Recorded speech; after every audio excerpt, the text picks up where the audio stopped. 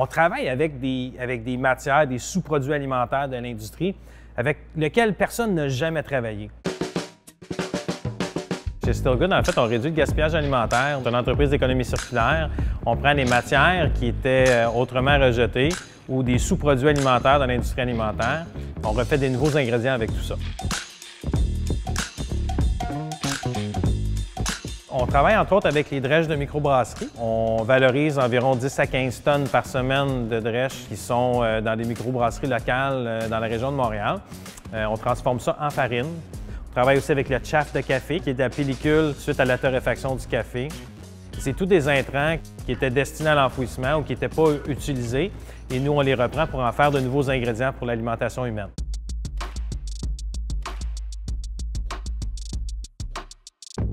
On a des clients qui vont prendre nos ingrédients pour produire de la boulangerie, par exemple, ou produire des collations. On en utilise quand même une bonne partie à l'interne pour des biscuits qu'on fait, des bars, on fait également du granola. De plus en plus, maintenant, on a aussi des mélanges à crêpes, des mélanges de farine tout usage qui sont faits avec différents ingrédients valorisés puis qui apportent une valeur nutritive plus intéressante.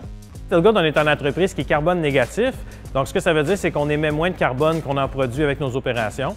On est en circuit court. On travaille aussi avec des matières qui étaient destinées à l'enfouissement et on est aussi à proximité de nos clients. Donc, tout le modèle est réfléchi pour être certain que quand nos clients prennent nos produits, en fait, ils réduisent eux-mêmes leur empreinte carbone.